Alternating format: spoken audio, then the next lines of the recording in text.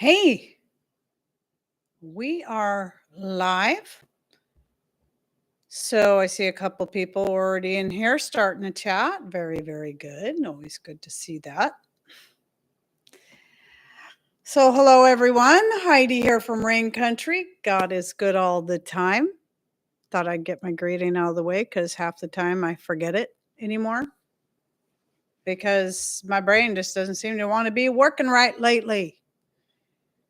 It doesn't help that the weather's been kind of cruddy for this whole past week. As you saw in my video, I mean that's the norm for living in Forks, Washington, rain country, aka the Twilight Zone because of Twilight. Yeah. that- our town was already a tourist town because of the whole rainforest and the timber industry, like timber museum and all that. And then came Twilight. Making it doubly a tourist town, even though it's a small little town, just a little bitty thing. But, it's just right on the highway. So you have to go through Forks to get to the whole rainforest. Um, well, depending on what side you're coming from. But yeah, so this is the time of year you get the Twilighters all uh, filtering into Forks so they can go see Bella's house, which is just a couple blocks that way, and Bella's house, quote unquote, the Swan house, which is funny because we used to have a little dog. I'd take her for walks. Well, I have a little dog now, but another little dog, a little Chihuahua. I used to take her for walks in the summertime around there. And I kept seeing the sign in front of the house. I knew the people that lived there. They used to have their girls and dance. And I kept seeing this sign when I'd walk by in front of their house called the Swan House. I'm like, what is that? I had no idea what it was about. None. And this was before the first movie came out. So it's storming here. So I'm only on my phone, but I'm here. Is your internet out then, Deb? Well, I guess your internet wouldn't totally be out if you're on your phone, not unless you're depending on your data on the phone itself from your carrier. I'm here. I made it. Hello, everyone. Hello, Denise. And I think I saw Linda up here. Yep, Linda and Christy. Hello, everyone. I'm unable to find the name of your other channel. Christy, if you're still in here, it's just Rain Country. This is Rain Country Live. The other one's just Rain Country. And it's always linked in the description box, both, on both channels, or even if you go to the main channel page, you'll see on this channel a link to my main channel, and on my main channel, a link to this channel. So pretty easy to find if you go do that. But it's just Rain Country. Rain Country 1, no 1 after it, just Rain Country, and then Rain Country 2 or Rain Country Live. So either one, or even just put in Rain Country, you'll find them both. Not yet. I will lose it if power goes out. I see. So what was I saying? I don't know. I was talking about the whole Twilight thing. It wasn't until I don't know how long later. It's like, what are people even talking about? I don't even know what's this Twilight nonsense. And then I found out that about the books and how the whole story was supposed to take place here in our little bitty town that most people had never heard of before. I grew up in Washington State, and I never even heard of Forks until I was in my late teens. Forks? Where's that? I actually, for some reason, envisioned it on the complete opposite side of the state, like around the Walla Walla area. It's like, nope. So, but yeah, I think I told you guys before that my boys were teenagers when the first movie came out. And just for the heck of it, we rented it and watched it together. Well, when it came out on DVD. Only because we were sort of curious as to how the whole thing was portrayed, since none of it was filmed in Forks. None of it. There's elements of it that look very, very much like our area, but that's not here. And then there's certain elements that were included in the movie that were from here, like the Home of the Spartans sign, the Forks High School sign, that is. and then the welcome to Forks sign. Those were actually the real signs from here. And then a couple of the Letterman jackets actually belonged to our couple of our Letterman. That was it. That was the only real Fork stuff that was in those movies. I didn't read any of the books, just simply was not interested. But after watching the first movie, I'm like, it's nothing but a bunch of mopey teens. Just all the time. Oh, everybody's, here's Edward. Oh, here's Bella. Oh, it's like, and so my boys and I, we made fun of it the whole time. Then we decided to go ahead when the second movie came out and rent that one too, and it was even worse. Some of it was just the fun of making fun of it and joking, the three of us, Ryan, Justin, and me. We had some pretty funny jokes. But at least it was a little bit interesting, but it was like, there's nobody in Forks that acts that way that I know of. I mean, they totally portrayed our teenagers really differently than they really are. And it made them look kind of like a bunch of morons. But not that some of them aren't. But then when there was that one guy that was talking about La Push, Washington. La Push is a small town. And what were they called? What were they saying? Anyway, they were saying it all wrong. And I'm just like, really? You couldn't even at least try to get it right? I don't know. There was something about it was just way off. Oh, and then the images of that big river. That's actually the Columbia River. In fact, it looks like the section of Columbia River that's between Washington and Oregon, that divides Washington and Oregon. Now, I grew up on the Columbia River over on the Wenatchee side, because Columbia River comes down through Washington and then cuts down and then goes across out to the ocean between Washington and Oregon.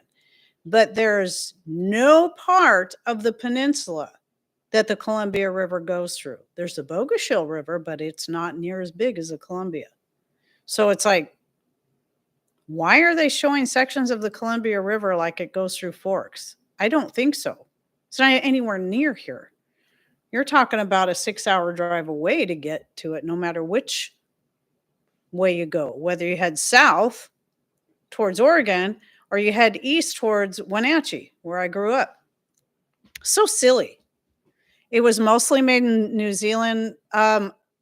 Karen, if you're talking about Twilight, maybe some of the other movies, I don't know, but the original, the first movie, was filmed all in Oregon. It never heard of it being made in New Zealand, not unless you're thinking of and talking about Lord of the Rings series, which I'm not. So, but anyway, enough of that.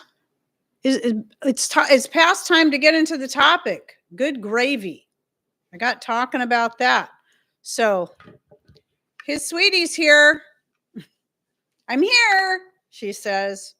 So, yay, everyone, yay. Okay, have to use one of my props at least once.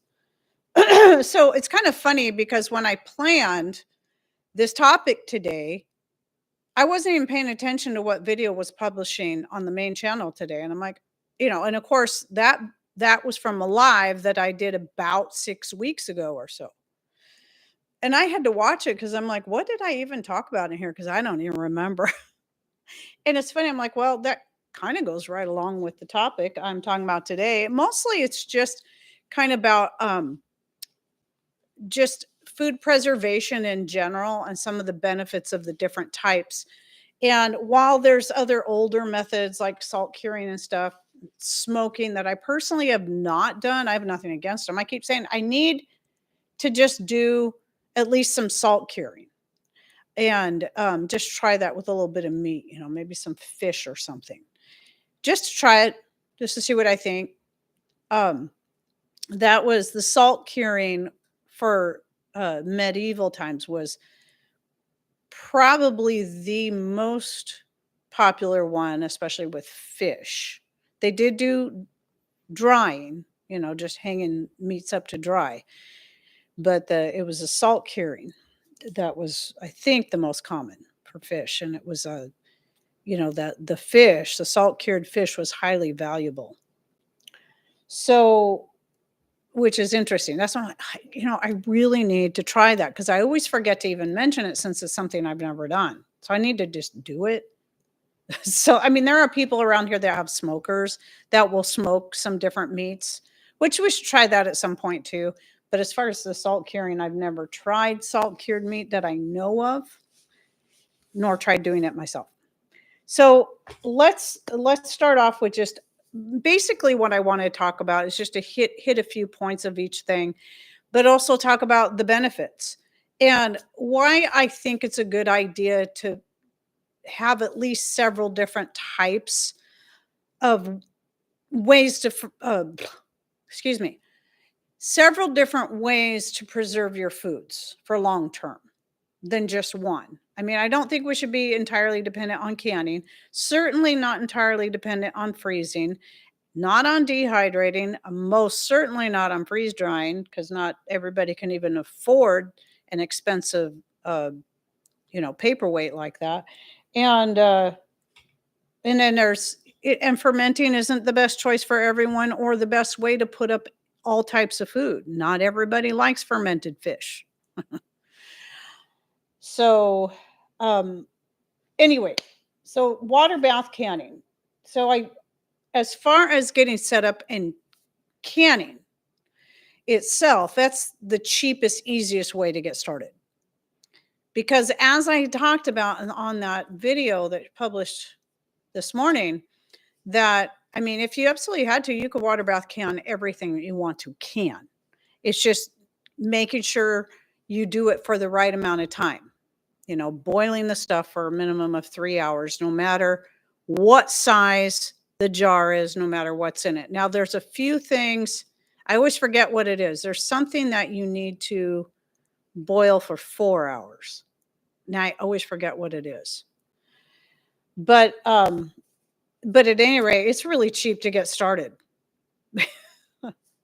because all you need is a big pot, something to lay down on the bottom so your jars aren't right against the heat source. That's why a lot of times you can buy like a water bath canner, which typically is like one of those enamelware type really big pots. And it's because those are thinner so they can heat up quicker. And then they usually come with a rack. And those aren't super expensive, not compared to a pressure canner.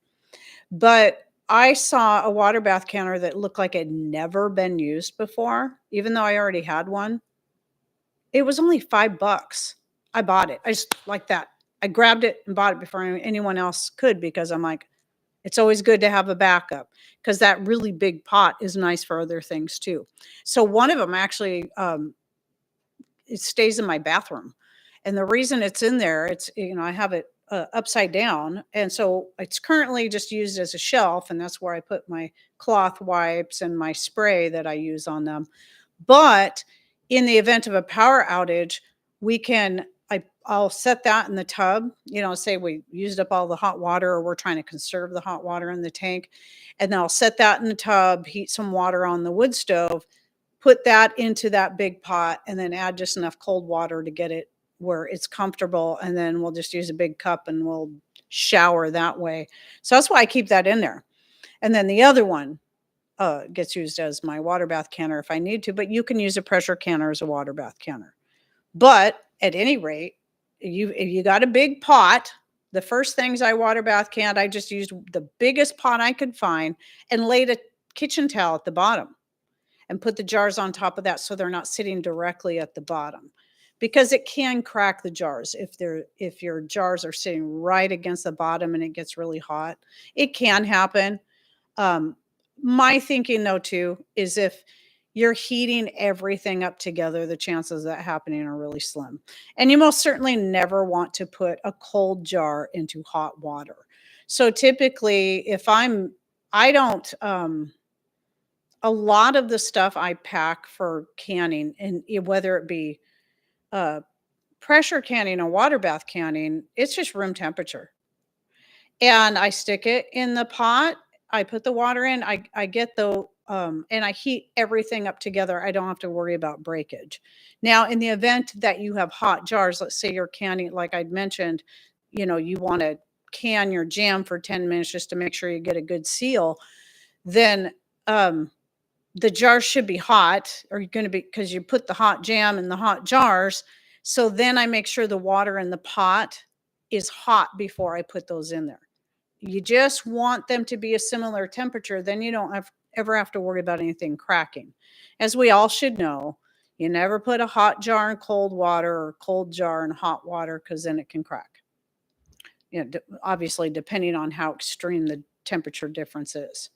But that's just how I do it. I just keep everything as simple and easy as as it can be, you know.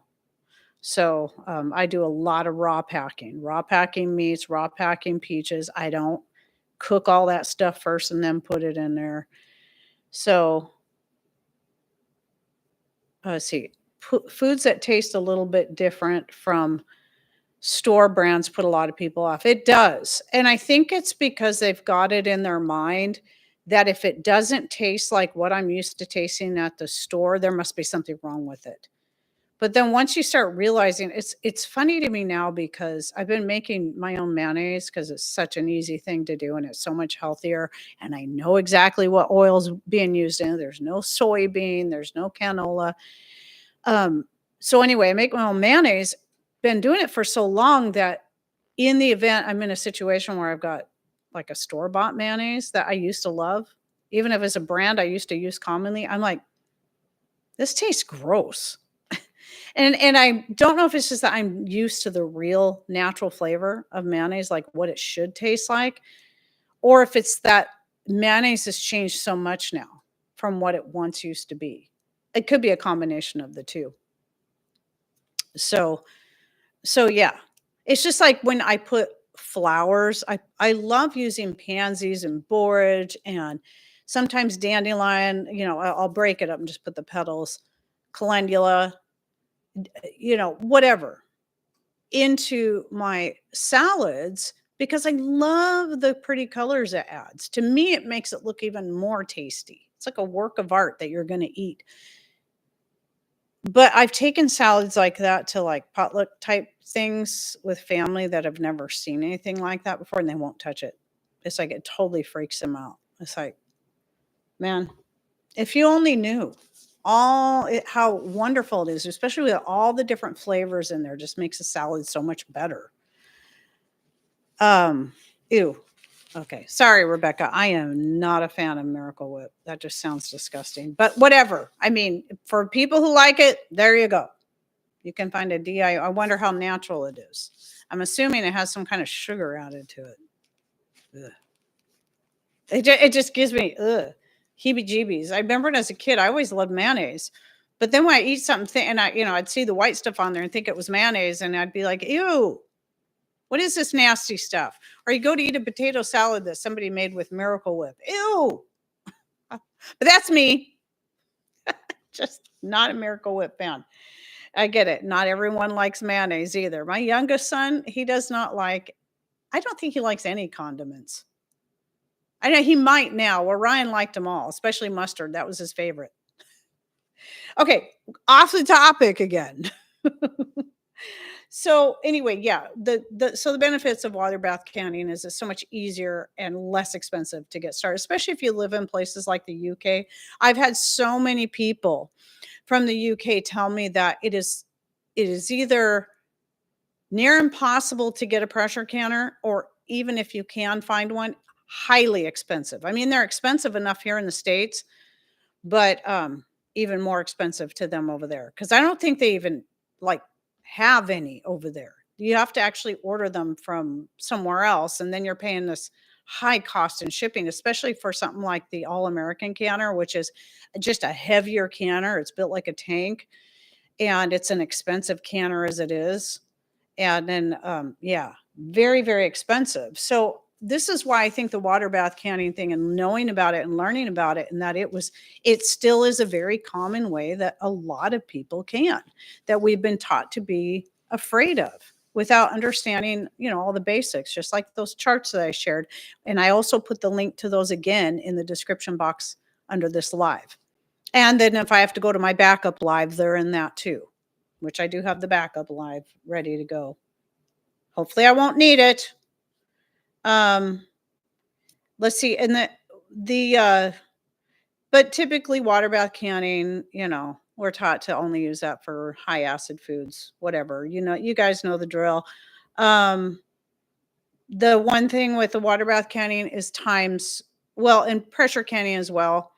With low acid foods, the time's all the same, it's 3 hours, with maybe some variances, where with high acid foods, it's the water bath canning is going to vary by size and type. I, you know, yeah, type. Like some things won't need to be canned for as long. Like, well, even pressure canning is the same way. I was surprised when I assumed that all vegetables were 75 minutes for a pint and 90 minutes for a quart, because everything I was canning that I just, and for meat, again, it was the same thing over and over. So when I went to can carrots the first time, that's what I did, 75 minutes for a pint.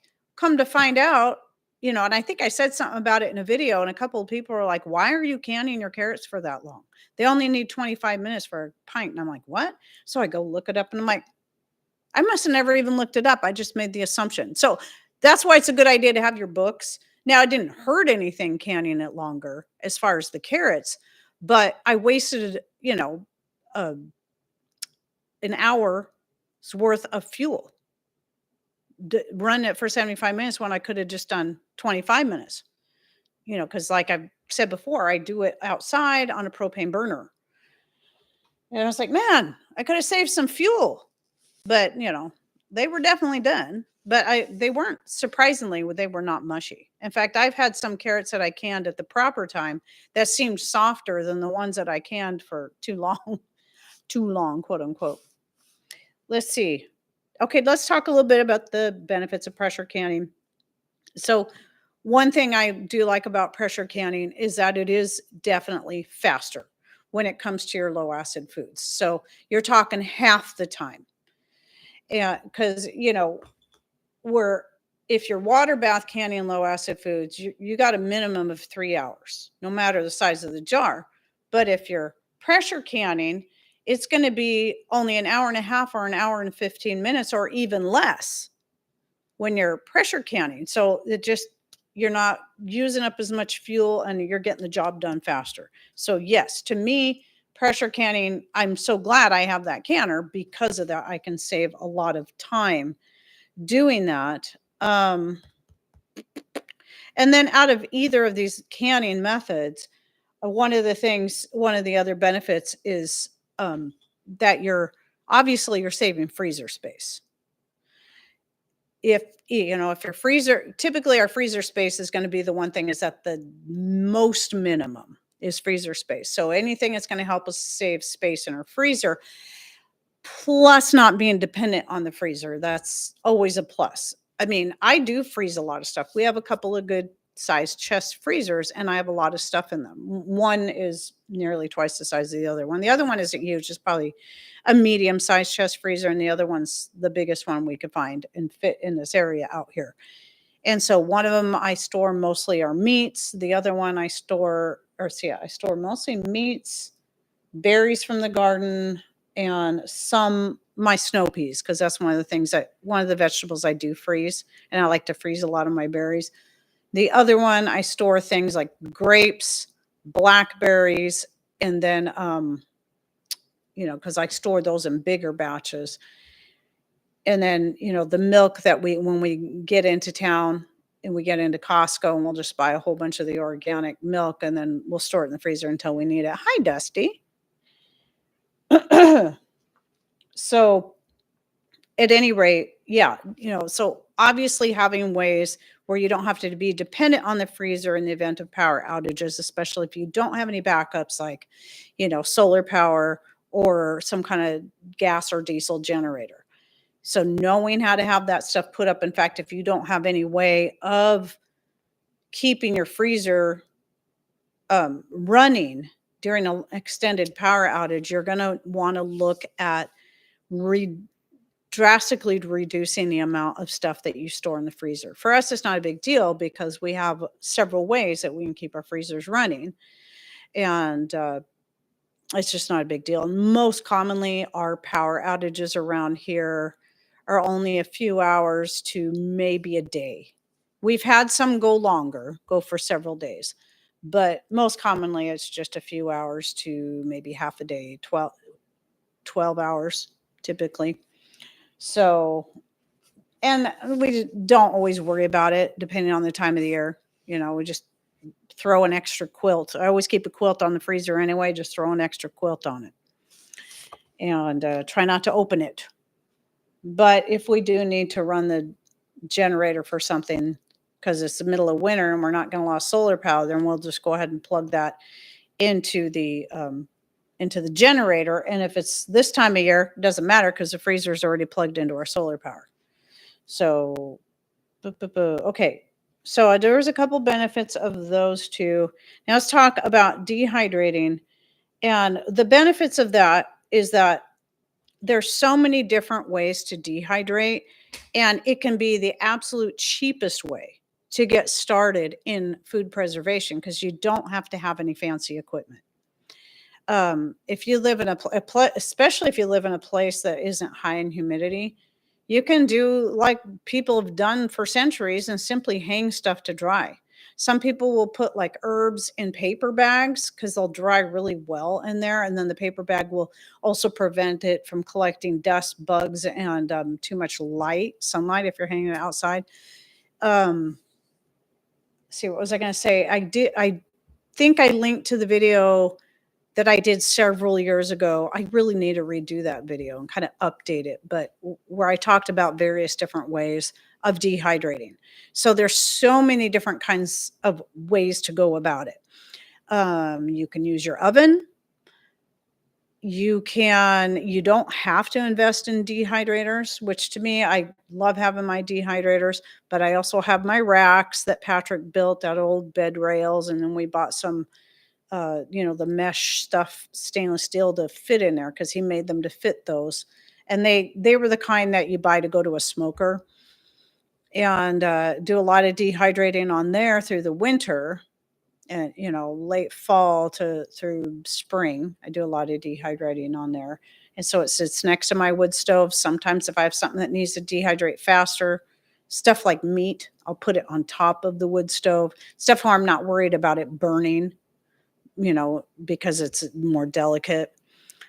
Um, you can buy, you can even use whatever existing heat you already have in your house, even if it's not a wood stove, and just find a way to set up something to dry your stuff. This will work really good for herbs, vegetables, and more. It's not going to work good for meats that you're definitely going to want to use your oven because the first thing I ever dehydrated was jerky in my oven long before I had a dehydrator. Let's see. You can buy those little net things they're usually pretty inexpensive that you can hang up and they have little shelves in them that you can set stuff in. You can create your own dehydrating setup using an old screen door and whatever else. Or, if you're not sure what the screen is made out of, you can still have the screen there and then just lay some linen or, 100% cotton, muslin, whatever across it and then lay your fruits, vegetables, herbs on there and just set it out in the sun and let it dry. So many ways to do it. So it's like the cheapest way to get started in food preservation, and you can dehydrate all kinds of stuff. And in most cases, your dehydrated foods are going to take up far less space than anything that was canned or frozen. So that saves a lot of pantry space that way. The downside, obviously, is that there are some foods that when you dehydrate them, they don't rehydrate as well as others. Now, I had somebody comment, I think it was on today's video, saying that they one time dehydrated a bunch of vegetables. They didn't say what kind. They said then they just took them and threw them in a bowl of water and let them soak overnight for 12 hours. And they said they never fully rehydrated. And so they never did it again. And I'm thinking, well, that was it sounds to me like you gave up before you tried all your options. So here's the thing.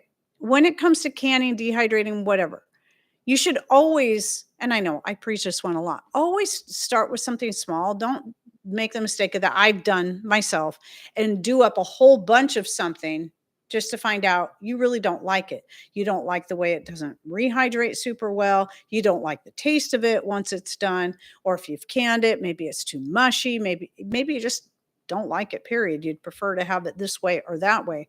Thank you, Joni. I do appreciate your support. Thank you so much for that. Um, so, and I've made that mistake where I canned up a whole bunch of stuff, then found out I really didn't like it. I just assumed I would, and it was not my favorite thing. Or dehydrated a bunch of stuff and found I really don't like this. This really doesn't like not last year because I didn't plant beans or harvest them, but the year before I decided I really don't want to worry about waiting on having enough beans to fill up my canner this year because there was so much going on. I figured I'll just dehydrate them all because I know they work really good in soups. So I dehydrated all of my green beans and thinking that they would do good as a side dish as well. No, I've tried several different ways of rehydrating them as a side dish, and it just did not like them.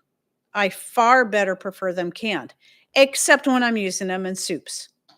I love adding dried beans to green beans to soups. So I'll still always keep some dehydrated. I just wish I wouldn't have done all of my beans from 2023 that same way. That was a mistake. But that's okay. They're vacuum sealed. They'll last for as long as I need them to last. It'll just take me a long time to work through them since I only add them to soups.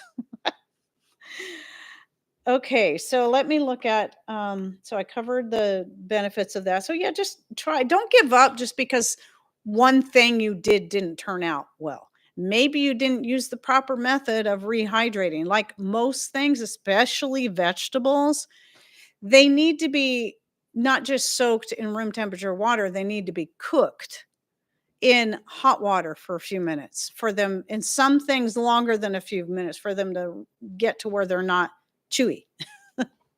Other things will rehydrate much faster. And then you have things like tomatoes. Like I like having like tomato pieces that stay kind of chewy to throw into soups and stuff. But my favorite way to do tomatoes is to process them in the blender fresh. And then thank you, Maria. Really, you guys, thank you. I do appreciate that. It's been help, especially with what YouTube's been doing to me. I really appreciate it. I don't ask for it, but I do appreciate it. So, but yeah, and then I make the tomato flakes, and those you just throw them in, throw them in some hot water, cook them for a couple minutes, and you've got either a tomato soup or a tomato sauce. Or you can even make, depending on how much water you add, a tomato paste. It's so easy. Then add your favorite spices and whatever that you want to add to it. So what does Linda say here? Heidi, try dehydrating 1 serving of leftovers cooked beans. Those are edible rehydrated. I'm wondering if, Linda, when I think about it, when I've dehydrated green beans before raw, and they were fine. These particular ones I had frozen. I was throwing them all in the freezer and then dehydrated them, and maybe that was part of the difference, but I'm thinking the cooked first, then dehydrated, they would probably turn out far better.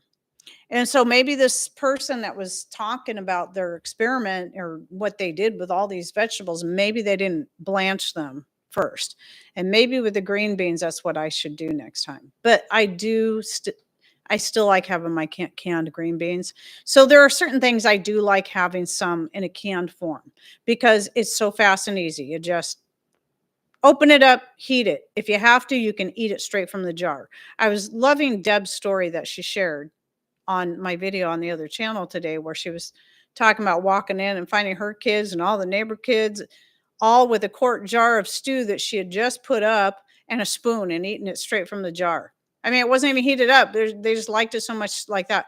That's what I love about canned foods, is that you can eat it straight from the jar, no rehydrating necessary. So there's benefits to all of these things. So like if Patrick, especially when he was going back and forth down to California with his, to help his dad with various things before he passed away. Um, he was going like several times a year, and it was a long trip. So I would always make sure he had at least a couple of pint-sized jars of chili. And if he absolutely had to, he could just open that jar of chili and eat it straight from the jar. There was no rehydrating needed. It might be cold, but it would still be tasty straight from the jar. But as far as storage goes, I like dehydrated chili. It tastes just as good once you rehydrate it, and it only takes a few minutes. You just add some water and you heat it through, and usually by the time it gets fully heated through, it's fully rehydrated. Unlike some things, it's because the chili was already cooked previously. So it really didn't. It's just like anything, and so that would make sense on the green bean. So anything that's been cooked previously typically is going to rehydrate much faster than those things that you dehydrate raw. Now, rhubarb, I will always dehydrate it raw. I'll never ever again cook it first, because the way I use it, it actually, even if you leave it in pieces, the dehydrated pieces, you add it to hot water and cook it for a few minutes, it does not take it that long at all to rehydrate and soften up. Now, I think part of that is because rhubarb is very, very porous. So it dries quickly, but then it also will cook quickly. So it's kind of makes it more similar to like freeze-dried food. The reason freeze-dried food holds its shape, size, and rehydrates faster is because of all the air pockets in there. Because it forms when it's frozen first. So that's the freezing part of the freeze drying. And this is why freeze drying takes so long, is it has to freeze it first, unless you put it in the freezer overnight and then put it in your freeze dryer. Then it dries it out by basically pulling the ice out of the food. And so it just basically it turns it into a gas, and it's called sublimation, if I remember correctly. And it leaves those little pockets in there, where that's why it's lighter and airier, and that's why it also rehydrates faster than a lot of your dehydrated stuff that was previous, that might have been uh, dehydrated raw. So uh, I still have no interest in getting a freeze dryer, but I do like having a few freeze dried things on hand. So I do buy from Mother Earth products because of that.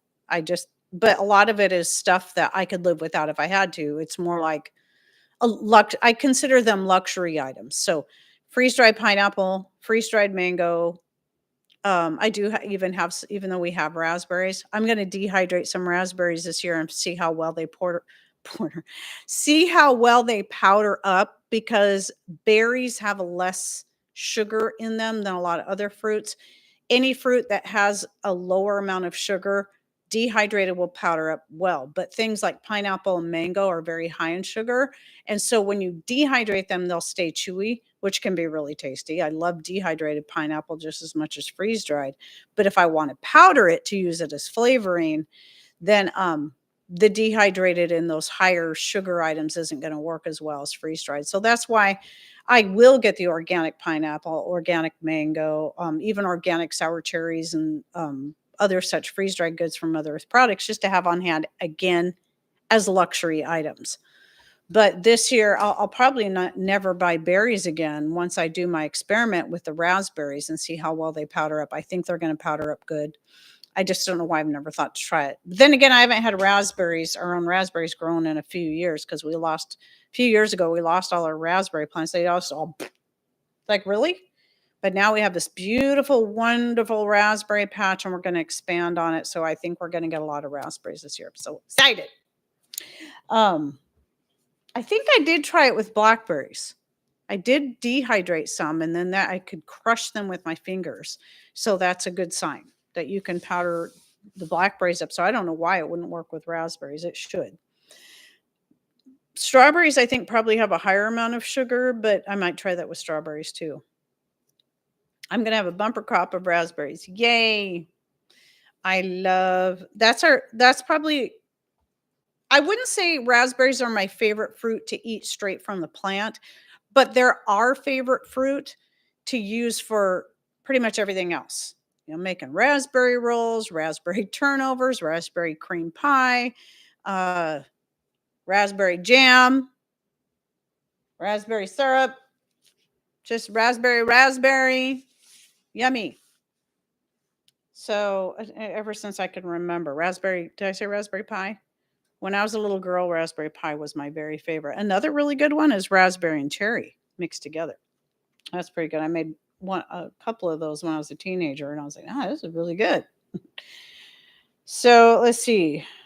The dehydrated. I want to make sure I covered all my little notes.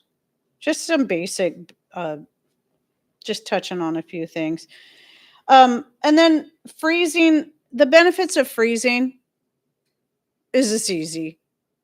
You can just like if I get packaged meats from Butcher Box, from Azure Standard, like I've been getting that beef bacon, I might order another box of that because that beef bacon, that Thousand Hills beef bacon is so good. I can't believe I like it better than Painted Hills, but I do, because Painted Hills is pretty darn good. The Thousand Hills is better in our personal opinion for the beef bacon. And just throw it in the freezer as is. It's already frozen when I get it. I just throw it in there. It's easy. I do that with the Butcher Box meat. Eventually, I will order like a bunch of the stuff from, like a case of the beef roast, Thousands Hill through Azure Standard. I just have a lot of roasts. But yeah, there's just so much. You just toss it in the freezer. But even if you're wrapping the meat yourself, you just wrap it, you throw it in the freezer. It's just easy. And then when it comes to certain things like my berries, some of the berries, I've canned blackberries and stuff before, but I tend to prefer to freeze them. That's just me. I freeze my blackberries, raspberries, blueberries, and currants. And then whenever I need them, they usually don't take too long to thaw out. Well, my grapes too. The main reason I freeze the grapes is because when they're coming in, because they're a pretty tart grape, they're best for wine making. So I'm not going to be making a whole bunch of gallons of wine at a time. And so I like to freeze them until I need them. I get so many grapes now, I have to give a bunch of them away because we just don't go through that quickly. So I like to freeze them because not only is it something quick and easy I can do with the grapes straight from the vine, freezing them makes them a lot easier to juice when I'm ready to make wine from them. And they also have seeds in them, which is another reason. They actually taste really good if you can get them at their sweetest point before the birds start eating them all. But they have seeds in them. But they have a nice taste, but most of them will make you pucker up. So what is the other thing? And snow peas. So I mentioned the snow peas earlier because snow peas, if you can them, they can get really mushy. And I like to keep them in the freshest form I can for using in stir fries. So I just made some fried rice the other day, and I think I was sharing on Wednesday because I did this on Wednesday. That I was using fresh lovage from the garden, fresh nettle, some other fresh thing. I think dandelion leaves. And then since my snow peas are only about this big now, there might be some out there taller. I haven't looked real closely. They're getting to the point where they're ready to start climbing up the wire. But I still have the snow peas and they're frozen. I just pull a small jar out, let it thaw. I've already cut them to the size I want before I freeze them. And then they're still, they're going to be softer, obviously, once they thawed than they were when they were fresh, but they're still going to have some of that more fresh quality to them. And so I prefer doing that with snow peas. And then you can also ferment them. Let me see. What's the other? Yeah. So freezing's nice for those things that you don't want to dehydrate. You don't want to can because you want to keep them as raw as possible. That's where the freezing can be nice. On top of the fact that it's easy. But then you got to wait for things to thaw. And so if you forgot to pull something out at a certain time and you needed it right away, that can be a bummer. Whereas if it's canned, you just pull it out. Hey, it's ready to go. I just got to heat it up or whatever. And then of course there's fermenting. I don't usually when I do videos like this, I don't know, fermenting is almost a secondary thought because when it comes to preservation, fermenting is not something I use to preserve much.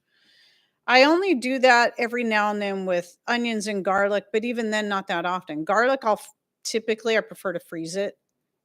And the reason why is that fermenting garlic, it loses some of its stronger flavor. And same thing with the onions. They lose some of that stronger flavor. However, when they're fermented, you can just pull them out and you've got at least a quicker, they're preserved, but you don't have to wait for them to thaw. But garlic thaws really quickly. I like really quickly. In fact, you can start cutting up the garlic while it's still frozen. I did that the other night when I was doing the fried rice.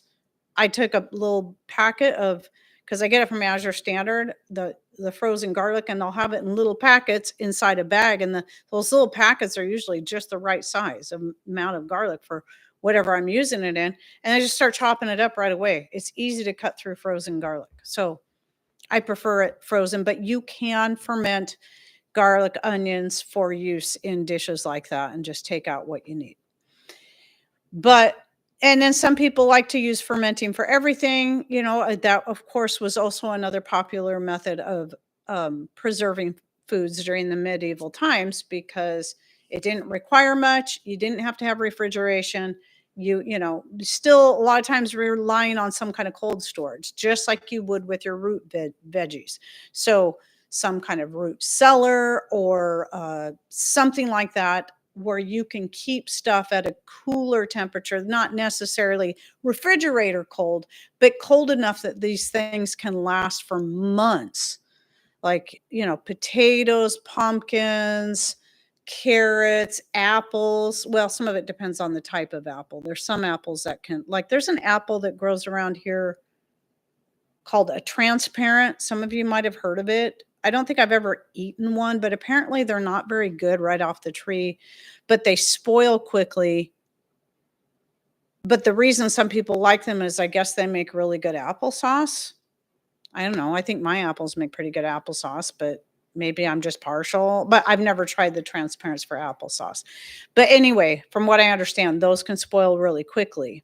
Where other apples, like the apples we get from our trees, if we had like a root cellar, they would probably last us all through the year like that. So yeah, and then of course there's those other methods that don't require any electricity to keep things cold, and that would be like what was popular over, back east, like your spring houses, your ice houses, and the like. And these can be things that would be, one may want to consider if you're able to do it in the event that you don't have electricity to keep certain things at a cooler temperature. Here, it's not a massive deal just because we live in a cooler climate. Not that we can't get some pretty hot weather from time to time, but it's pretty short-lived when we do. And then, I can just keep a lot of stuff. Like I've kept squash, potatoes, and other such in our pantry, which is never heated. And I've had that stuff last for months back there. It would probably last a whole year though if I had it in a root cellar where it stayed consistently cold, all through the year. But yeah. So anyway, did I touch on all the points I wanted to talk about? I think that was really it. Just covering some of the pluses and minuses of the different uh, preserving methods, and just remembering that a lot of it is going to depend on you. It's going to depend on the food, and it's going to depend on, I say try them all for each thing, whatever's available to you, as far as that goes. Try dehydrating a little bit of this, try canning some of that. This is why I'm really glad that several years ago we found that small. So I've got the big canner. It's not the biggest canner, All American. It's the second biggest. I didn't want the biggest one because it was so wide. I knew it wouldn't work on my stove or on our propane cooker because it would be too wide. So I wanted the, where I could still double stack. But the problem with that is I don't like the idea of heating up that whole canner just to do a few things. So having that smaller canner that I got for, I think I paid $10 for it. She only wanted 5. We paid her 10 for each of the 2 canners. I gave the bigger one that I found there to my daughter-in-law so she could have a canner, and I kept the smallest one, which only fits about 4 quart jars, maybe 5 pint jars. It's pretty small, but it's actually really nice because I can try things, and just heat up just a small canner and run that for just a couple of pint jars. So that's what I'm going to do with the dry canning the potatoes. Instead of just, because everybody's saying they're the best, they're the best, they're the best. And it's like, my temptation is going to be to dig up all my potatoes and just fill my double stack canner full of quart jars of dry canned potatoes. But what if we find out we really don't like them after all? So I'm going to first do just a couple of jars of the potatoes that way, pint jars, not quarts. See if we like it first. This is important. And then, which I feel pretty certain because I've only heard positive on the dry canned potatoes from anyone who's tried it. But still, you don't, just because everybody's saying it's the bestest forever method in the whole widest worldest, you don't want to take all your potatoes and put them up in one form. See, that was, I would say, the year that I dehydrated quite a bit of my potatoes.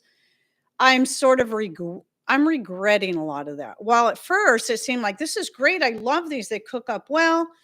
After a while, I found that especially the diced potatoes, some of them must not have dried all the way through. And some of them started to mold in the jar. The jar didn't lose its seal, but some started to mold and got smelly. I had to toss them.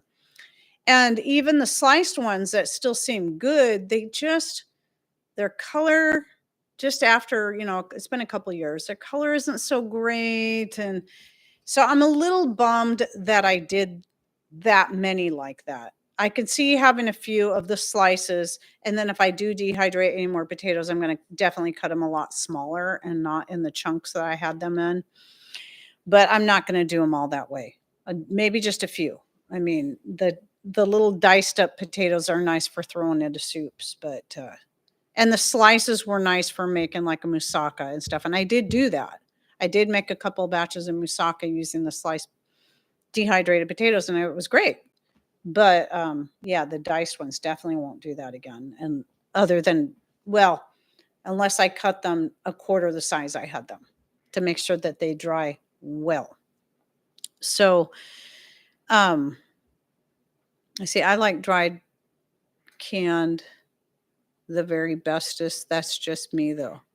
Like them dried canned. Oh, the potatoes. The very bestest in the whole widest worldest. Whatever it was I said. I was just throwing a bunch of superlatives out there that weren't even correct. And yes, I know that. I know that's even called a superlative. However, if you're using a triple superlative, does it cancel itself out or does it bring it back up to being a superlative? I say if you use a double negative, it's actually a positive. So if it's a triple superlative, does it just bring it back to a single superlative?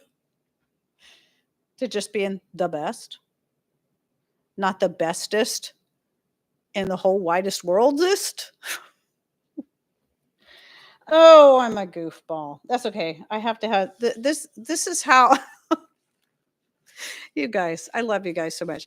This is how I de-stress.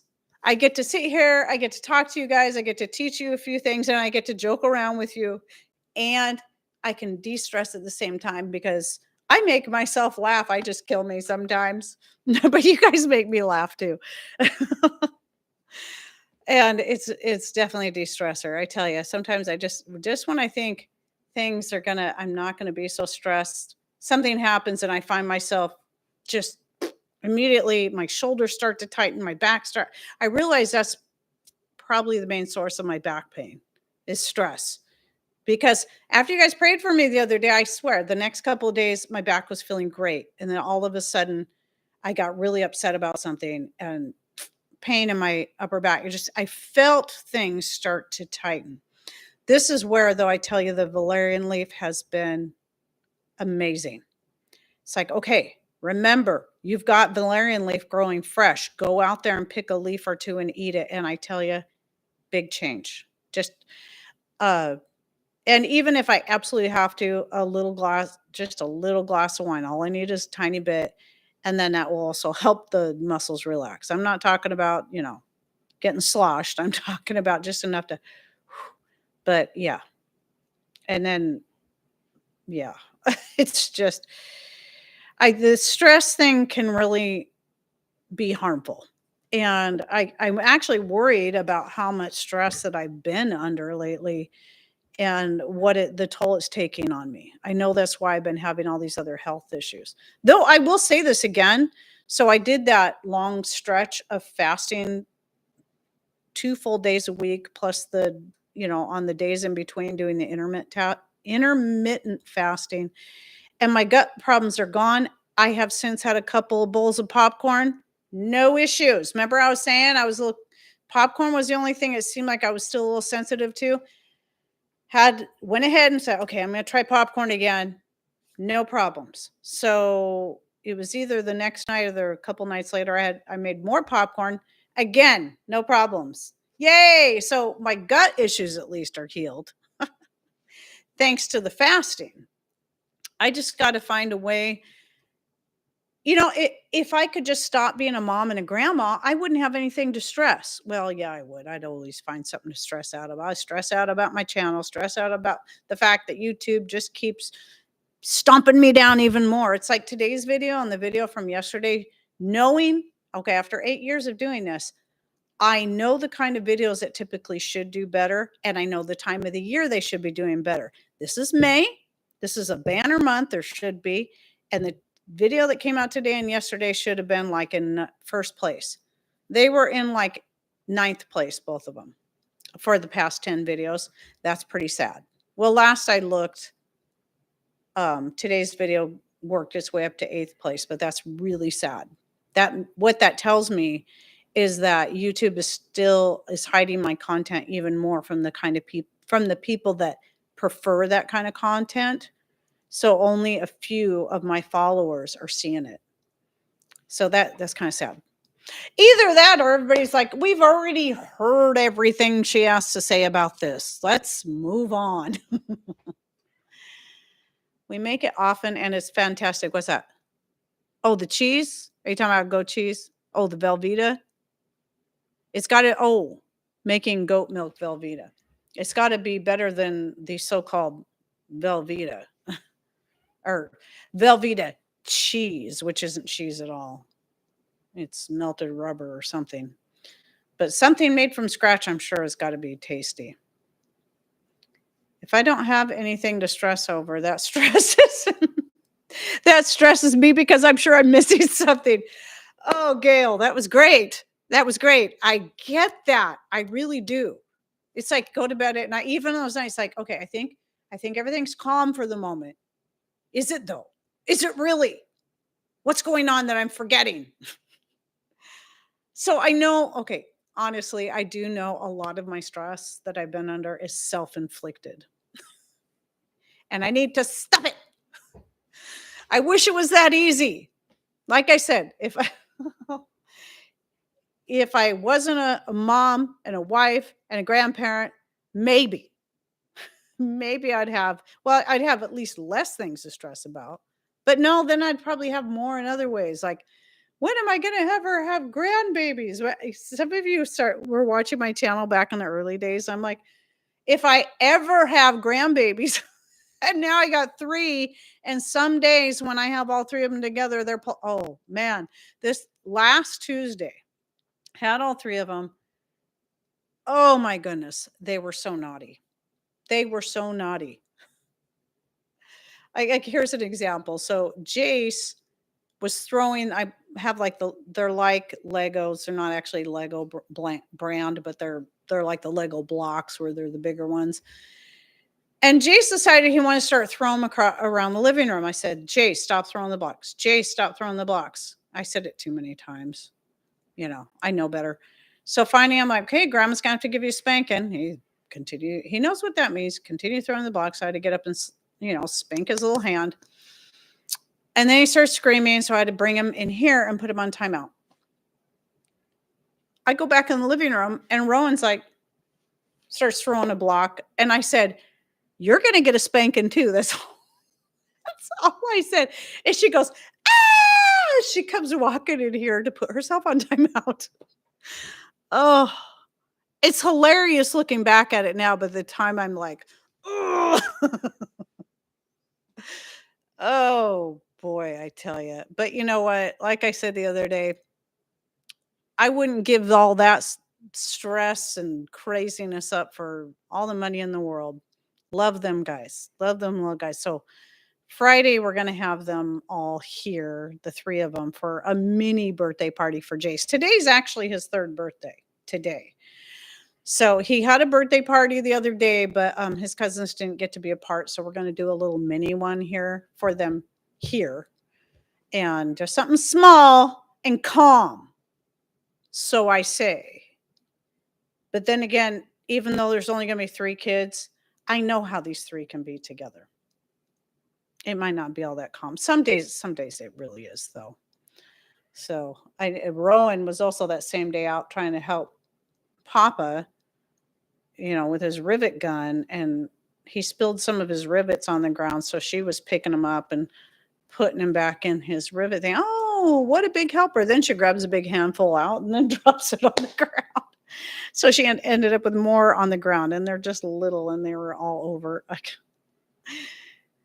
what a big helper. She's pretty cute though, and she absolutely loves Papa. It's so cute when Papa walks in from being wherever and the little tiny arms go up. Papa, pick me up. So I love it. It's a joy.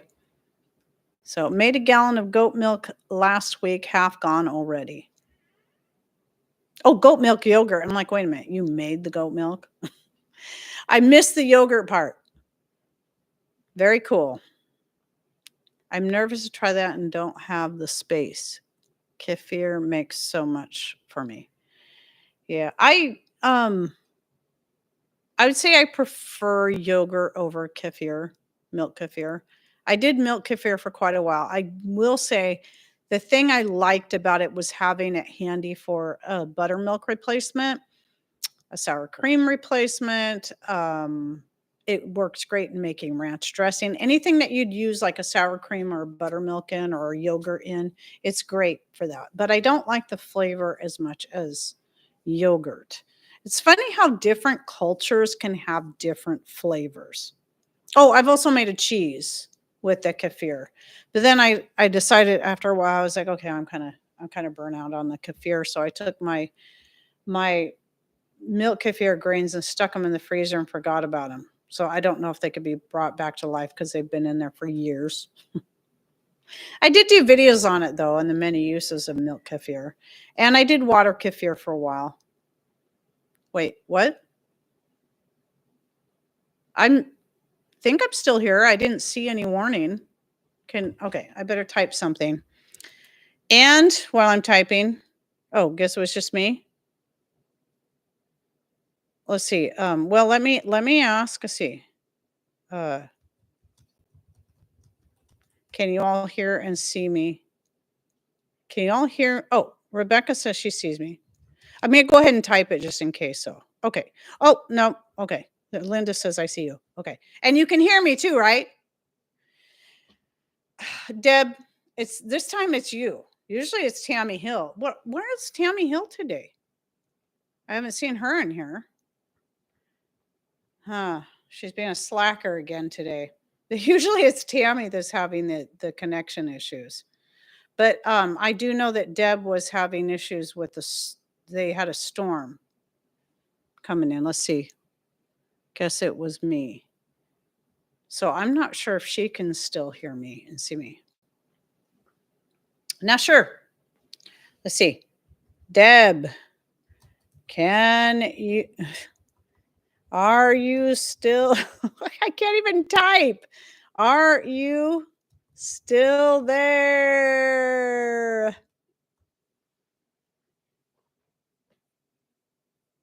Yes, Aqua Gardener. Thank you. I know you've said that in a few different places.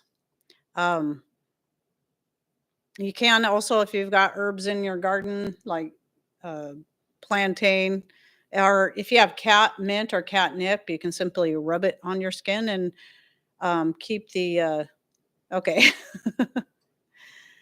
uh, keep the mosquitoes away to begin with. So no, it's okay, Aqua Gardener.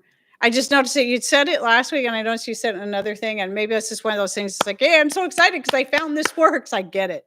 It's like the first time I found out that, like, the first time I got stung by a yellow jacket after learning about plantain was, of course, when I was out in the garden. That's when it's going to happen. And I had plantain right there because I was intentionally growing it in the garden, which I don't recommend intentionally growing it in your garden beds. Find a separate place for it. And so I just took a leaf, chewed it up, and put it on the sting. And I could not believe how quickly it took the sting out. And that after 2 minutes, there wasn't even a mark left. And then the same thing happened a year or two later, same exact thing. Got stung by a wasp, did the same thing, same effect. It's so amazing and it's so exciting when you find out something like that works well. So I get it. I get it, Aqua Gardener. I really do. Let's see. I guess I have a Tammy's mojo today. Plantain, my first love of weeds. Yeah, you know what? I mean, there's so many great herbs out there that a lot of us are like, "Ooh, I really want to grow that because so and so over there grows moringa and it's a miracle herb," but it doesn't grow in places like here. It just doesn't. And why should I fight to grow something like that when I can simply learn about the stuff that naturally grows around here? That was a mistake I think I made at first with the garden. Though I'm still glad I got my marshmallow, that I got the feverfew, the yarrow, all the things I'd kind of been reading about them, like, okay, I got to try this. And then come to find out yarrow grows wild out here along the beaches, but marshmallow does not. And I'm still glad I have them. I love them. And but then it's like all this stuff like yarrow, one of the things it's really good for. It's good for so many things internally and externally. But one of the reasons I got it was because of its benefit to, like, healing wounds and being a styptic herb that can stop bleeding. Well, then you find out stuff like plantain and what else? What else just grows wild around here? It has a lot of the same benefits. At any rate, lamb's ear doesn't grow wild, but it grows easily here. And so you're like, I planted all this stuff and I could have just used plantain for a lot of the stuff that I planted. I'm still glad I have it though. But it's just something to remember, is that there's a lot of stuff that you could probably wild forage that would cover all that. And even if you don't like going out and wild foraging, just look and see if it's already growing in your garden. Pineapple weed, dandelion, or growing in your yard, and then move it to a place. You can dig it up and then move it to a place where you can keep it safer and it will grow bigger and healthier, like the dandelion. And then let it do its thing. It already grows there. You don't have to fight to try to get it to grow like I do with the mullein. However, remember how I was saying I didn't see any mullein starts coming up? I just noticed last night as I was moving some of my little mullein starts out there from inside. I'm like, wait a minute. I think I do have some mullein starts coming up from seed that fell last year. Yay! And those should do better than the ones I just transplanted. So we'll see.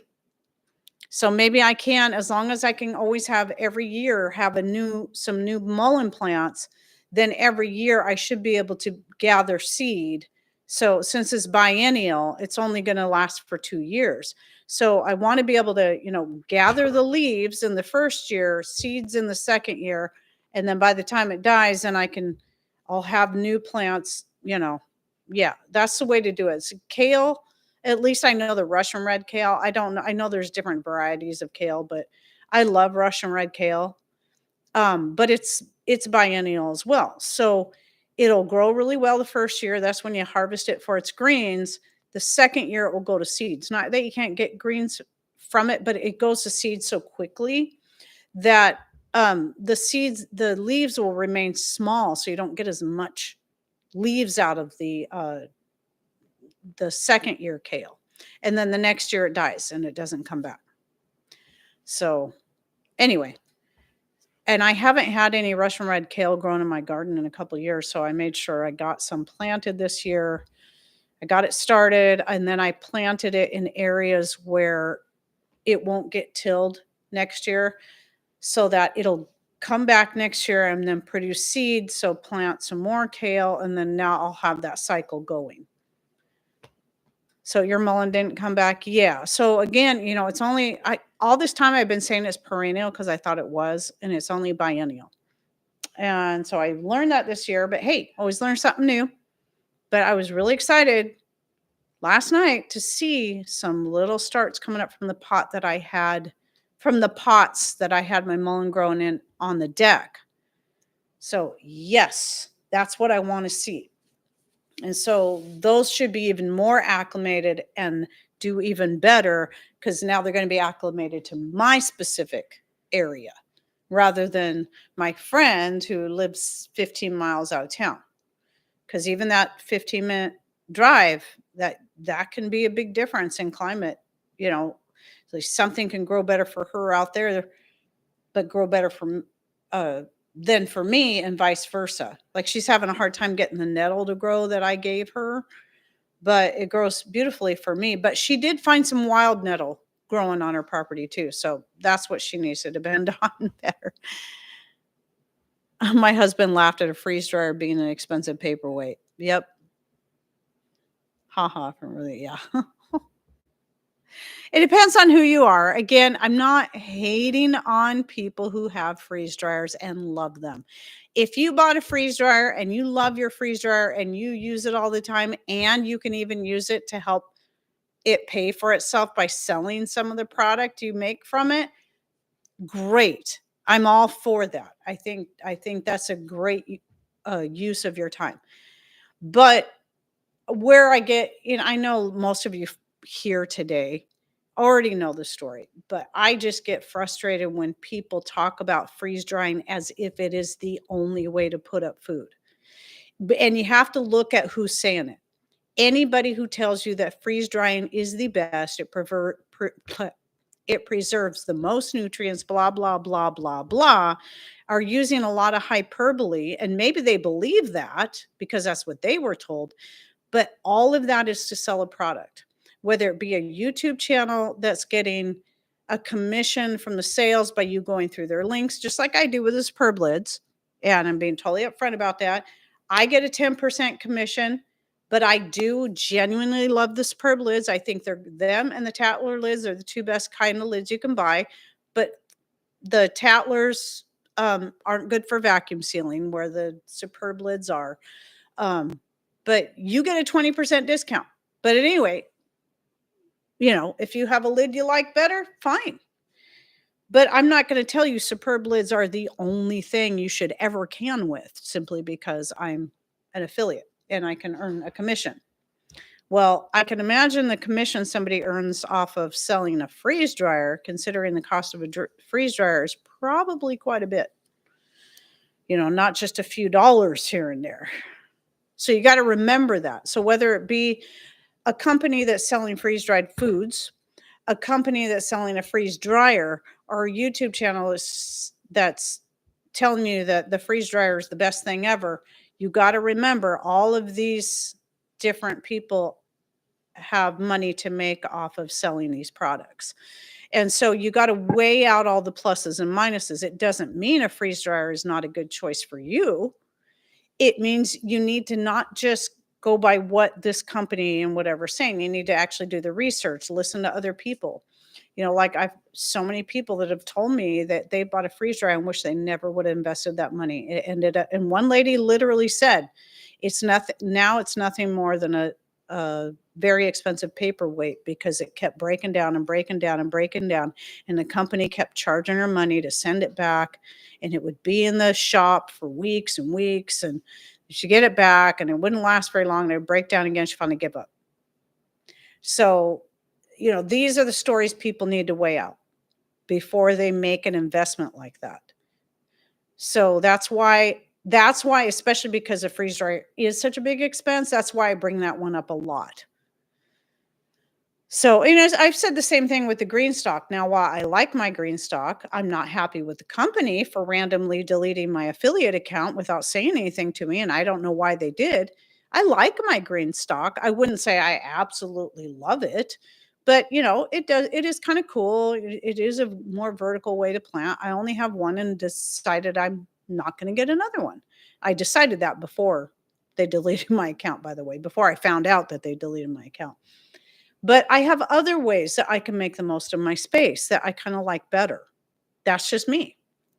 So it is US made, at least it claims to be.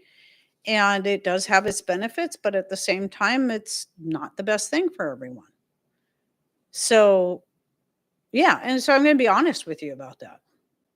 Same thing with the Nakano knives. I still love my Nakano knives, but I will say the first ones that they sent me, I don't like them as much as I did in the beginning because the other ones I got, the far more expensive ones, I have 2 of those that they sent me. I love those. I absolutely the micarta. But they're I didn't have to pay for those. I was given those by the company. And so I would feel guilty trying to push an expensive knife like that on someone saying this is the best knife. It's the only way to cut up your food is to get this $250 knife or whatever it is. And I know some can go even more than that. I'm not going to tell people that. That's stupid. Obviously, that's not true. So freeze drying is not the only way to put up food. And no, it might preserve a few more nutrients, but it's not as much as you think. And they're going to be the same nutrients you're going to lose as soon as you go and cook them. So you're not ending up any further ahead by freeze drying your food as far as nutrients are concerned. It's highly exaggerated claims. And I know this because I looked into it. I looked at the measurements of what is it they're actually comparing.